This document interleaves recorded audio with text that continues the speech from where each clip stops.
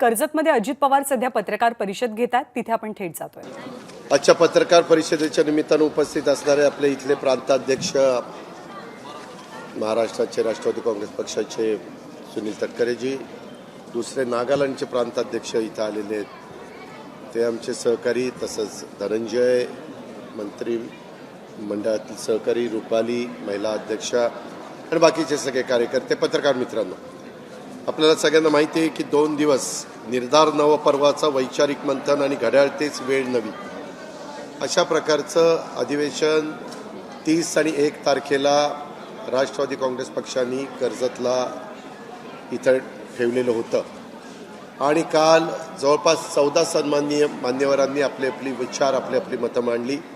काही जण राजकीय क्षेत्राशी संबंधित आमच्या पक्षाची नव्हते, परंतु एक वेगळ्या पत्रकारितेमध्ये वेगळ्या क्षेत्रामध्ये मीडियाच्या क्षेत्रामध्ये त्यांचं काम आहे आणि त्याच्यामुळे त्यांना पण आम्ही काही विषय दिलेले होते, त्यांनी पण त्यांची भूमिका त्या शिबिराच्या निमित्तानं आम्ही 36 जिल्ह्यातून ज्या कार्यकर्त्यांना पदाधिकाऱ्यांना बोलवलेलं होतं आणि मुंबई शहरातनं त्या सगळ्यांना त्यांनी त्या ठिकाणी मार्गदर्शन केलं।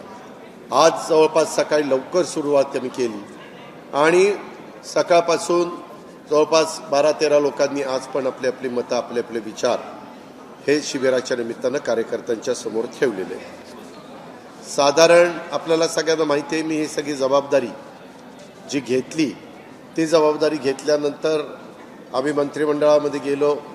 मला राष्ट्रीय अध्यक्ष त्याच्या आधी करण्यात आलं, 30 तारखेला ती मीटिंग झालेली होती आणि त्याच्यातून राष्ट्रवादी काँग्रेस पक्ष अजित मजबूत व्हावा। आता नागालँडला पण 7 आमचे आमदार निवडून आलेले आहेत, ते पण साथीच्या साथी आम्हा लोकांच्या बरोबर आहेत, तिथले प्रांताध्यक्ष आहेत। काल आम्ही इथं कार्यकारिणी वर्किंग कमिटी घेतलेली होती, त्याला पण आमचे केरळ आणि सगळे ईशान्य भारतातनं किंवा आमच्या दिल्लीतून, नंतर उत्तर प्रदेशमधनं, बिहारमधनं असे सगळे मान्यवर जे मेंबर आहेत ते सगळे आलेले होते आणि ती पण आमची रात्री उशिरा कार्यकारिणी वर्किंग कमिटी आम्ही केलेली आहे। साधारण आज मी माझ्या पक्षाच्या पदाधिकाऱ्यांनी, सेल प्रमुखांनी काय भूमिका घेतली पाहिजे, 2 दिवसाच्या शिबिरामध्ये काही जुने पण दाखले आणि काय घडलंय ते पण सांगण्याचा प्रयत्न सुनील तटकरेंनी प्रांताध्यक्षांच्या निमित्तानं प्रास्ताविकात केला। प्रफुल्लभाई पटेलांनी पण, ते आमचे कार्याध्यक्ष आहेत, त्यांनी पण त्या वर्किंग प्रेसिडेंट आहेत, त्यांनी पण त्या ठिकाणी केला। मलाही थोडं बहुत नंतरचं 5 जुलैच्या नंतरचं जे काही घडलं ते सांगायचं होतं। मी महाराष्ट्राला या निमित्तानं सांगतो, मी कुणाचंही बदनामी करणारा माणूस नाही, कुणालाही कमी लेखणारा माणूस नाही, कुणालाही काहीतरी बोलून त्यांची समाजामध्ये काही प्रतारणा करण्याचा माझा कुठलाही उद्देश नाही, पण कुठंतरी आमच्या परिवारातल्या सगळ्या राष्ट्रवादी काँग्रेस पक्षाच्या सहकाऱ्यांना माहिती असलं पाहिजे म्हणून मी सगळे, तुम्ही तर बघितलेलं आहे की आम्ही मंत्रिमंडळामध्ये गेल्यावर पण आम्हाला आमच्या वरिष्ठांनी बोलवलेलं होतं आणि आम्ही चव्हाण प्रतिष्ठानला गेलेलो होतो, दुसऱ्या दिवशी पण गेलेलो होतो। उलट तेव्हा काँग्रेसवाले म्हणले की ह्यांचं काय चाललंय नक्की, अशा पद्धतीनं त्यांच्या नेत्यांनी पण वक्तव्य केले। अर्थात पुढे काय वक्तव्य करावं तो ज्याचा त्याचा प्रश्न आहे। साधारण महाराष्ट्रातले जे काही महत्त्वाचे इश्यू आहेत ते आज आम्ही 2 दिवसाच्या शिबिराच्या निमित्तानं, विशेषतः माझ्या अध्यक्ष या नात्याने समारोपाच्या भाषणाच्या निमित्तानं आमच्या पक्षाची भूमिका काय, आरक्षणाच्या संदर्भात काय भूमिका आहे, त्याच्याचबरोबर शेतकऱ्यांच्या या अवकाळी पावसाने, गारपिटीनं जे काही नुकसान झालेलं आहे त्याच्यामध्ये राज्य सरकारची काय भूमिका आहे, पंचनामे चालू आहेत, बाकीच्या बाबतीमध्ये NDRF SDRFमधनं कशी जास्तीची मदत घेता येईल, केंद्र सरकारची जी कमिटी असते अमित शहांच्या अध्यक्षतेखाली त्यांच्याकडेही आम्ही प्रस्ताव पाठवलेला आहे, त्या प्रकारचं तिथलं काम चालू आहे। इतर पण जे काही वेगवेगळ्या प्रकारचे प्रश्न आहेत, आता तुम्हाला सगळ्यांना माहिती आहे वेगवेगळे आंदोलन चालू आहेत, सकल मराठा समाजाचं आहे, त्याच्यामध्ये OBC समाजाचं आहे, त्याच्यामध्ये धनगर समाजाचं आहे, त्याच्यामध्ये आदिवासी समाजाचं देखील मध्ये काही त्यांनी पण आंदोलनं केली, ह्या प्रकारची आंदोलन चालू आहे। कुठं काही कुणाला काळे झेंडे दाखवणं, कुणाला काय करणं, वास्तविक प्रत्येकाला आपले संविधानाने बाबासाहेब आंबेडकरांनी जो अधिकार दिलेला आहे की आपलं मत मांडण्याचा, ते सगळं मत मांडता येतं. फक्त ती मतं मांडत असताना, भूमिका तिथं देत असताना वेगवेगळे मतांतर असू शकतं, पण कुठल्याही परिस्थितीमध्ये कुणाला तरी कमी लेखायचं, कुणाला तरी जे महाराष्ट्राची संस्कृती नाही आहे अशा प्रकारचे शब्द वापरायचे, हे काम सत्ताधारी पक्षांनी करू नये, विरोधी पक्षांनी करू नये, ज्यांचा राजकीय पक्षाशी संबंध नाही अशांनी पण कुणी करू नये, ही आमची त्याच्या पाठीमागची भावना आहे. आम्ही एकनाथराव शिंदे राज्याचे प्रमुख आहेत, त्यांच्या नेतृत्वाखाली हे महायुतीचं सरकार काम करत असताना आरक्षण देण्याच्या संदर्भात हीच भूमिका आहे. इतर मिळालेल्या आरक्षणाला कुठल्याही प्रकारचा धक्का न लागता आणि सुप्रीम कोर्टाने हायकोर्टाने वेळोवेळी दिलेले जे काही डायरेक्टिव्स आहेत त्यालाही कुठंही अडचण न येऊन देता ते ह्या सगळ्यामध्ये कसं बसेल. मागं एकदा दोनदा, एकदा हायकोर्टात एकदा सुप्रीम कोर्टात नाकारलं गेलेलं आहे, तसं होऊ नये म्हणून जी काळजी घ्यायला पाहिजे. मागास आयोग असेल, त्यांचं काय, त्यांनी जो काय अभ्यास केला आहे तो काय आहे, त्याच्या संदर्भातले इतर काही मंडळी मान्यवर असतील, शिंदे समिती असेल, ह्या सगळ्याच्याच बाबीचा आणि जुनं रेकॉर्ड, निजामशाहीच्या काळातलं रेकॉर्ड असेल किंवा ब्रिटिशांच्या काळातलं रेकॉर्ड असेल, ते पण सगळं तपासून कुणी जर वंचित राहिलेलं असेल तर त्यांना त्यापासून वंचित ठेवायचं नाही, अशा प्रकारची भूमिका ही आमची आहे. मी आज साधारण राष्ट्रवादी काँग्रेस पक्षाची जनगणना जातनिहाय करावी, कारण बरेच वेगवेगळे मतं येतात आणि नक्की कोण मागासलेलं आहे, संख्येने किती आहे, काय त्यांना मदत झाली पाहिजे, कशा प्रकारे झाली पाहिजे, त्या प्रत्येक घटकाचा विचार करताना कुणावर अन्याय होणार नाही, तशा पद्धतीनं आमची पण भूमिका पक्षाची आहे. आणि सरकारमध्ये काम करत असताना सरकारमधला एक घटक म्हणून तिथली पण भूमिका आहे. तुम्हाला काय विचारायचं असेल तर विचार.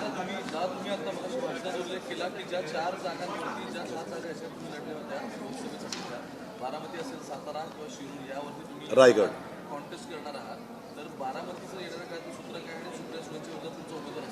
मी आता राष्ट्रवादी काँग्रेस पक्षाचे 4 ठिकाणी उमेदवार दिल्यावर बाकीचे कोण काय करणार आहेत त्याचं मी काय सांगू. एक मिनिट, मी पुन्हा तुम्हाला काही शब्द वापरलाय. मी राष्ट्रवादी काँग्रेस पक्षाचा आज अध्यक्ष म्हणून काम करतोय. 4 ठिकाणी राष्ट्रवादी काँग्रेस पक्षाचे उमेदवार दिलेच जातील आणि ते निवडून आणण्याच्या करता जीवाचं रान केलं जाईल. आणि इतर पण जे काही जागा आहेत की ज्या विशेषतः भाजपकडून पण नाहीत आणि शिंदे साहेबांच्याकडे पण नाहीत, उद्धव बाळासाहेब ठाकरेंच्याकडे आहेत, तिथल्या पण जागा काही आम्हाला पाहिजे, त्या आम्ही वरिष्ठ पातळीवर ॲज अ NDA किंवा महायुती म्हणून सगळ्यांशी चर्चा करून पुढे जाऊ.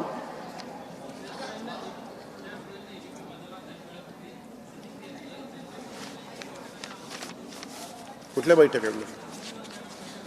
अरे बाबा, 12 लोक, 12. आता मी काय इथं खरं खोटं करू असू? तुम्हाला माहिती आहे ना माझा स्वभाव कसा आहे. मी कधीच खोटं बोललेलं नाही. आत्ता पण एक चुकलं की एका मिनिटात म्हणलं चूक झाली, शब्द मागे दुरुस्ती, त्या संदर्भात झाले. आता मी नावं सांगितली कोण कोण होतं. कशाला मी खोटं बोलील? काय मला करायचंय?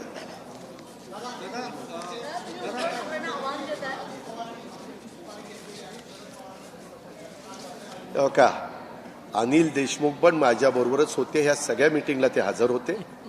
त्यांनी सांगितलेलं होतं की मला मंत्रिमंडळामध्ये स्थान मिळालं पाहिजे.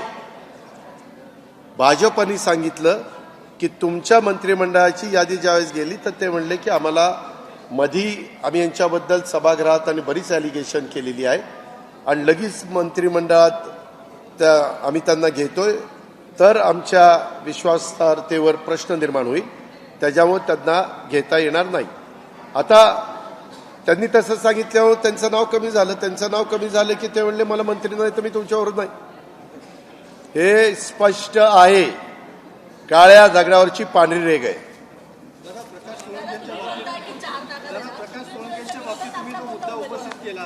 मी ठरवीन ना, इतक्या लवकर तुम्हाला सांगितलं पाहिजे का? तो माझा अधिकार आहे ना, योग्य वेळेस सांगेन.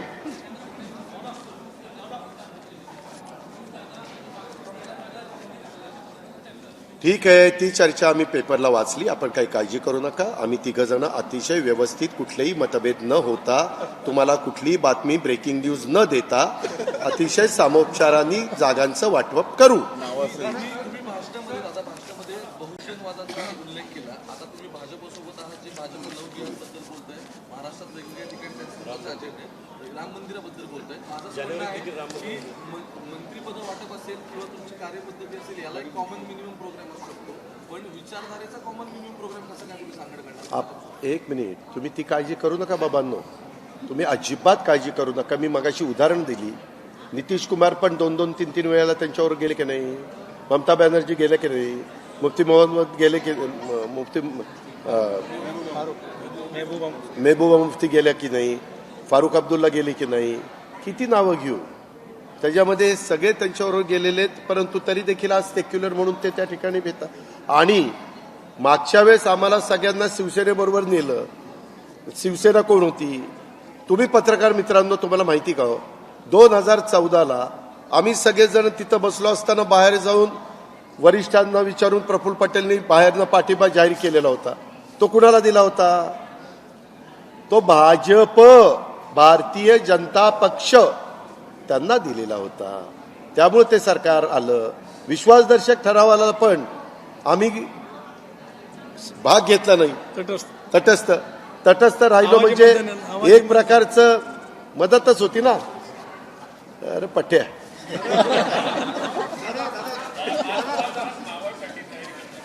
तुम्ही काही काळजी करू नका. कोण काय तयारी करतंय ते मी बघतो आणि मी अंतिम निर्णय घेतो. तो पक्ष म्हणून माझा अधिकार आहे, सांगायचा अधिकार सगळ्यांना आहे. फायनल आम्ही करू. शरद पवार साहेबांनी राजीनामा दिल्यानंतर जितेंद्र आव्हाड आणि जयंत पाटील यांना घरी बोलून एक बैठक झाल्याचा उल्लेख केला. मी अजिबात नाही. हे दादांत खोटं बोलतात. मी असं म्हणलं जितेंद्र आव्हाड आणि आनंदला बोलून. आनंदला, आनंद परांजपे आणि जयंत पाटील, कुठं नावात साम्यच नाही हो. हा मग नाही. एक आनंद परांजपे आणि जितेंद्रजींना बोलून तिथं जे सांगितलेलं होतं, मी नंतर जे आनंद माझ्याकडे आला, म्हणलं अरे आनंद तुम्ही तिथं का रे बसला? पहिलं तर असं ठरलेलं होतं, सगळं काही झालेलं होतं, मला सांगितलेलं होतं, आणि पुन्हा जाऊन तिथं घोषणा देतात. मग आम्ही काही घोषणा द्यायला कमी पडलो असतो का? कशा करता हे कारण नसताना, म्हणजे मी शब्द वापरला होता तेव्हा, कशा करता ही नौटंकी चालली असं. पण त्यांनी मला सांगितलं की आम्हाला दोघांना बोलवलेलं होतं, असं असं सांगितलेलं होतं. मला ते आवडत नाही. काय करा ना, जे काय असेल ते उथळ मात्याने करू ना. आम्हालाच सांगायचं होतं की बाबा मला राजीनामा, मी राजीनामा मागितला नाही, त्यांनी राजीनामा दिला. त्यावेळी तुम्ही देखील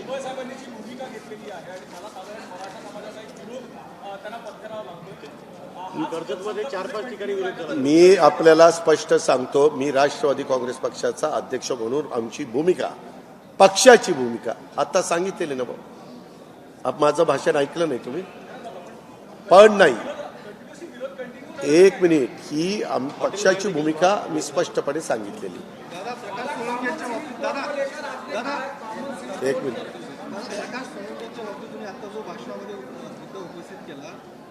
त्यांना संधी होती, मंत्रिमंडळात का घेतलं नाही असं जयंत पाटलांनी.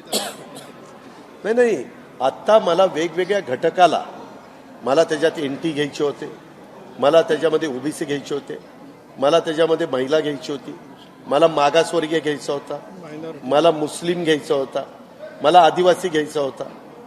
हे सगळं 9 मध्ये त्याला त्यांना म्हणा तुम्ही आणि तुम्ही बसून दाखवा, काय भांडण नाही आपलं.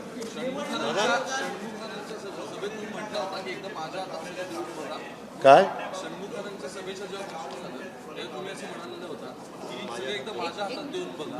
आज तुम्ही जयंत पाटलांचा उल्लेख केला आणि ते प्रदेशाध्यक्ष पद सोडाल, त्यावेळी तयार होते किंवा नाही, तो हे चर्चा झाली, पण झालं ना. आता मला राष्ट्रीय अध्यक्ष केलं ना, मी म्हटल्यामुळे केलंच ना पक्षाने.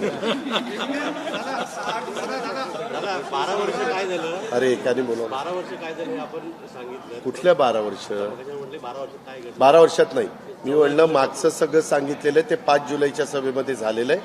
5 जुलैच्या नंतरचं सांगितलं. असं कसं करता? एकाने प्रफुल्ल भाईंनी जो खुलासा केला, हा 6 डिसेंबर नंतर देशामध्ये आणि महाराष्ट्रामध्ये तर राष्ट्रीय दंगली होणार आहेत. काय याच्यावरती देशाचं मी सांगू शकत नाही, कारण देशाची जबाबदारी अमित भाईंच्यावर आहे. कायदा सुव्यवस्थेची ती त्या ठिकाणी सांभाळायला खंबीर आहेत. महाराष्ट्रामध्ये देवेंद्रजी, मी आणि एकनाथराव आम्ही तिथं मुख्यमंत्री आणि 2 उपमुख्यमंत्री म्हणून काम करतोय. अशा पद्धतीनं महाराष्ट्रामध्ये कुठलंही काही घडणार नाही याबद्दलची काळजी, खबरदारी आम्ही घेऊ. दादा 31 डिसेंबर नंतर राज्याचं मुख्यमंत्री पद हे रिकामं होतंय आणि अजित पवार हे असं कोण म्हणलं? असं संजय राऊतांनी भाकीत केलं. दादांत खोटं आहे.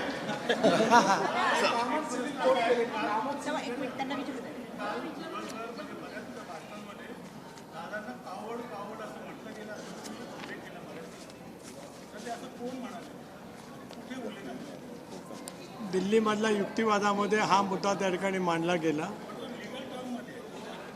त्याच्याने आपल्याला काय फरक पडतो? आम्हाला जे वाटलं त्याच्या वेदना आम्हाला ज्या झाल्या त्या बोलण्याचा मला अधिकार आहे. मी पक्षाचा प्रदेशाध्यक्ष आहे. त्या ठिकाणी युक्तिवादामध्ये तो शब्दप्रयोग वापरला गेल्यामुळे महाराष्ट्रातल्या जनतेला अजितदादा काय आहे ते पूर्णपणाने माहिती असल्यामुळे मी ते स्पष्टीकरण माझ्या पद्धतीने दिलेलं आहे. धन्यवाद.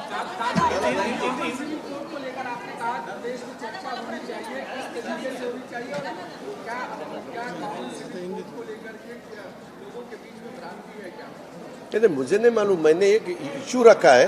अभी लोग सोचेंगे, उनका कुछ ना कुछ, उनका भी मन में कुछ ना कुछ होगा ना. हम एक सब्जेक्ट रखते हैं सामने कि इसके बारे में चर्चा होनी चाहिए. हमेशा कोई भी डिसीजन लेते वक्त उसकी चर्चा होनी चाहिए. उसका क्या क्या, किसका किसका कहना है, और फिर उसके बारे में आगे जाना चाहिए. हाँ, आज नाही, मागेच केलेलं. त्या संदर्भात माझी एकनाथरावांची आणि देवेंद्रजींशी बोलणं झालेलं आहे. त्या संदर्भामध्ये आपण पण बघताय, अनेक वेगवेगळे राजकीय पक्ष त्याच्याबद्दल आपली आपली भूमिका मांडतायत. शेवटी ज्याच्यात आमच्या तिघांचं एकमत होतं तो निर्णय फायनल होतो ना, मी पुढे जातो. अरे बाबा, 12 लोक, आता मी काय इथं खरं खोटं करू असू? तुम्हाला माहिती आहे ना माझा स्वभाव कसा आहे. मी कधीच खोटं बोललेलं नाहीये. आत्ता पण एक चुकलं की एका मिनिटात म्हणलं, हा चूक झाली, शब्द मागे, दुरुस्ती. त्या संदर्भात झाले. आता मी नावं सांगितली कोण कोण होतं. कशाला मी खोटं बोलील? काय मला करायचंय?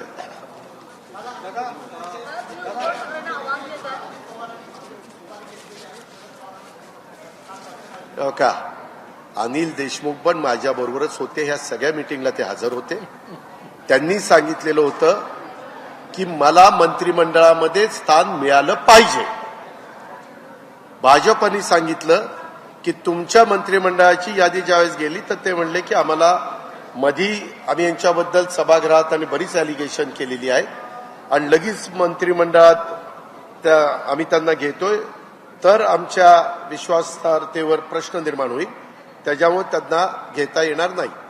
आता त्यांनी तसं सांगितल्यावर त्यांचं नाव कमी झालं. त्यांचं नाव कमी झालं की ते म्हणले मला मंत्री नाही तर मी तुमच्यावर नाही.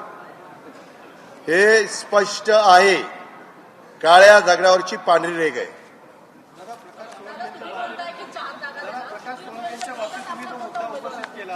मी ठरवीन ना, इतक्या लवकर तुम्हाला सांगितलं पाहिजे का? माझा अधिकार आहे ना, योग्य वेळेस सांगेन.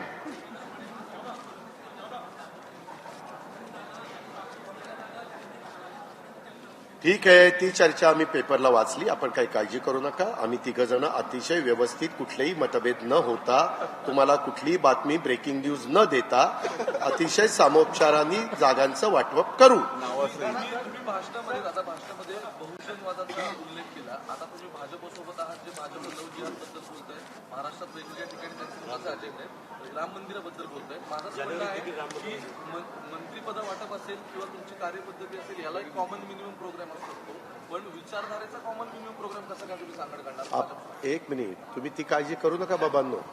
तुम्ही अजिबात काळजी करू नका. मी मगाशी उदाहरण दिली. नितीश कुमार पण 2-2, 3-3 वेळेला त्यांच्यावर गेले की नाही? ममता बॅनर्जी गेले की नाही? मुफ्ती मोहम्मद गेले की, मुफ्ती महबूबा मुफ्ती गेल्या की नाही? फारुख अब्दुल्ला गेले की नाही? किती नावं घेऊ? त्याच्यामध्ये सगळे त्यांच्याबरोबर गेलेले आहेत, परंतु तरी देखील आज सेक्युलर म्हणून ते त्या ठिकाणी भेटतात. आणि मागच्या वेळेस आम्हाला सगळ्यांना शिवसेनेबरोबर नेलं. शिवसेना कोण होती? तुम्ही पत्रकार मित्रांनो, तुम्हाला माहिती का हो, 2014ला आम्ही सगळेजण तिथं बसलो असताना बाहेर जाऊन वरिष्ठांना विचारून प्रफुल्ल पटेलनी बाहेरनं पाठिंबा जाहीर केलेला होता. तो कुणाला दिला होता?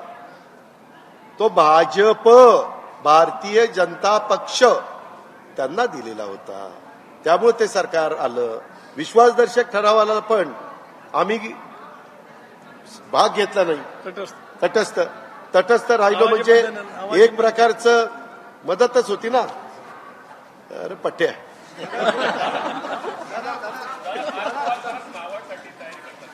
तुम्ही काही काळजी करू नका. कोण काय तयारी करतंय ते मी बघतो आणि मी अंतिम निर्णय घेतो. तो पक्ष म्हणून माझा अधिकार आहे, सांगायचा अधिकार सगळ्यांना. फायनल आम्ही करू. शरद पवार साहेबांनी राजीनामा दिल्यानंतर जितेंद्र आव्हाड आणि जयंत पाटील यांना घरी बोलून एक बैठक जरी उल्लेख केला. मी अजिबात नाही, हे दादांत खोटं बोलतात. मी असं म्हणलं जितेंद्र आव्हाड आणि आनंदला बोलून. आनंदला, आनंद परांजपे आणि जयंत पाटील, कुठं नावात साम्यच नाही हो. हा म्हणजे नाही. एक आनंद परांजपे आणि जितेंद्रजींना बोलून तिथं जे सांगितलेलं होतं, मी नंतर जे आनंद माझ्याकडे आला, म्हणलं अरे आनंद तुम्ही तिथं का रे बसला? पहिलं तर असं ठरलेलं होतं, सगळं काही झालेलं होतं, मला सांगितलेलं होतं, आणि पुन्हा जाऊन तिथं घोषणा देतात. मग आम्ही काही घोषणा द्यायला कमी पडलो असतो का? कशा करता हे कारण नसताना, म्हणजे मी शब्द वापरला होता तेव्हा, कशा करता ही नौटंकी चालली असं. पण त्यांनी मला सांगितलं की आम्हाला दोघांना बोलवलेलं होतं, असं असं सांगितलेलं होतं. मला ते आवडत नाही. काय करा ना, जे काय असेल ते उथळ मात्याने करू ना. आम्हालाच सांगायचं होतं की बाबा मला राजीनामा, मी राजीनामा मागितला नाही, त्यांनी राजीनामा दिला. त्यावेळी तुम्ही देखील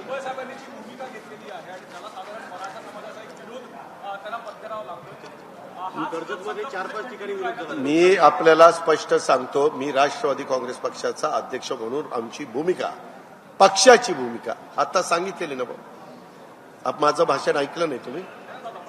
पण नाही, एक मिनिट, ही पक्षाची भूमिका मी स्पष्टपणे सांगितलेली. दादा प्रकाश सोळंकेच्या बाबतीत एक मिनिट, प्रकाश सोळंकेच्या बाबतीत तुम्ही आता जो भाषणामध्ये मुद्दा उपस्थित केला, तर आता त्यांना संधी होती, मंत्रिमंडळात का घेतलं नाही असं जयंत पाटलांनी नाही. आता मला वेगवेगळ्या घटकाला, मला त्याच्यात एनटी घ्यायचे होते, मला त्याच्यामध्ये ओबीसी घ्यायचे होते, मला त्याच्यामध्ये महिला घ्यायची होती, मला मागासवर्गीय घ्यायचा होता, मला मुस्लिम घ्यायचा होता, मला आदिवासी घ्यायचा होता. हे सगळं 9 मध्ये त्यांना म्हणत तुम्ही बसून दाखवा. काय म्हणणं नाही आपलं. षण्मुखानंच्या सभेत तुम्ही म्हटलं होता की एकदम माझ्या हातात पहिला देऊन बघा. काय षण्मुखानंच्या सभेचं जेव्हा भाषण झालं तेव्हा तुम्ही असं म्हणालेलं होता की सगळे एकदा माझ्या हातात देऊन बघा. आज तुम्ही जयंत पाटलांचा उल्लेख केला आणि ते प्रदेशाध्यक्षपद सोडाल त्यावेळी त्या नोटिसवरती नाही. हे चर्चा झाली, पण झालं ना. आता मला राष्ट्रीय अध्यक्ष केलं ना, मी म्हटल्यामुळे केलंच ना पक्षाने. दादा 12 वर्ष काय झालं? अरे एकाने बोला. 12 वर्ष काय झालं आपण सांगितलं. कुठल्या 12 वर्ष? म्हटले 12 वर्षात काय घडलं? 12 वर्षात नाही. मी म्हणलं मागचं सगळं सांगितलेलं आहे ते 5 जुलैच्या सभेमध्ये झालेलं आहे. 5 जुलैच्या नंतरचं सांगितलं. असं कसं करतात? एकाने बोला. प्रफुल्लबाईंनी जो खुलासा केला, हा, प्रकाश आंबेडकर म्हणतात 6 डिसेंबरनंतर देशामध्ये आणि महाराष्ट्रामध्ये जातीय दंगली होणार. काय देशाचं मी सांगू शकत नाही, कारण देशाची जबाबदारी अमित भाईंच्यावर आहे. कायदा सुव्यवस्थेची ती त्या ठिकाणी सांभाळायला खंबीर आहेत. महाराष्ट्रामध्ये देवेंद्रजी, मी आणि एकनाथराव आम्ही तिथं मुख्यमंत्री आणि 2 उपमुख्यमंत्री म्हणून काम करतो. अशा पद्धतीनं महाराष्ट्रामध्ये कुठलंही काही घडणार नाही याबद्दलची काळजी, खबरदारी आम्ही घेऊ. दादा 31 डिसेंबर नंतर राज्याचं मुख्यमंत्री पद हे रिकामं होतंय आणि अजित पवार हे असं कोण म्हणलं? असं संजय राऊतांनी भाकीत केलं. दादांत खोटं आहे.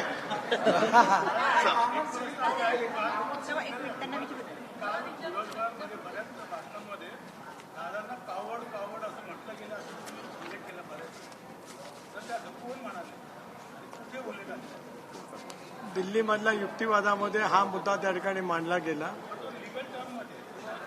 पण त्याच्याने आपल्याला काय फरक पडतो? आम्हाला जे वाटलं त्याच्या वेदना आम्हाला ज्या झाल्या त्या बोलण्याचा मला अधिकार आहे. मी पक्षाचा प्रदेश अध्यक्ष आहे.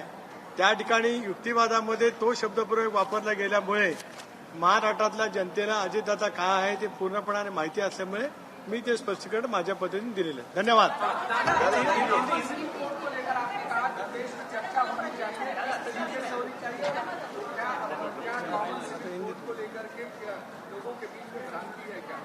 कहते मुझे नहीं मालूम, मैंने एक इश्यू रखा है, अभी लोग सोचेंगे, उनका कुछ ना कुछ, उनका भी मन में कुछ ना कुछ होगा ना. एक कुछ हम एक सब्जेक्ट रखते हैं सामने कि इसके बारे में चर्चा होनी चाहिए. हमेशा कोई भी डिसीजन लेते वक्त उसकी चर्चा होनी चाहिए, उसका क्या क्या किसका किसका कहना है और फिर उसके बारे में आगे जाना चाहिए. हाँ, आज नाही, मागेच केलेलं. त्या संदर्भात माझी एकनाथरावांची आणि देवेंद्रजींशी बोलणं झालेलं आहे. त्या संदर्भामध्ये आपण पण बघताय, अनेक वेगवेगळे राजकीय पक्ष त्याच्याबद्दल आपली आपली भूमिका मांडतायत. शेवटी ज्याच्यात आमच्या तिघांचं एकमत होतं तो निर्णय फायनल होतो ना, आम्ही पुढे जातो. तुम्ही झालं ना आपण मला काही कळत नाही. तुम्ही इतके जण विचारताय. त्यांना विचारताय. हा, तुम्ही विचारा. 57 लाख शेतकऱ्यांना मिळाले.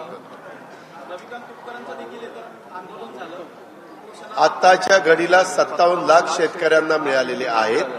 इतरांना जे मिळणं बाकी आहे ते त्याच्यात कमिटी आहे. जर त्या विमा कंपनीचं काही म्हणणं असेल तर ते पहिल्यांदा जिल्हा कृषी अधिकारी, इतरांना जे मिळणं बाकी आहे ते त्याच्यात कमिटी आहे.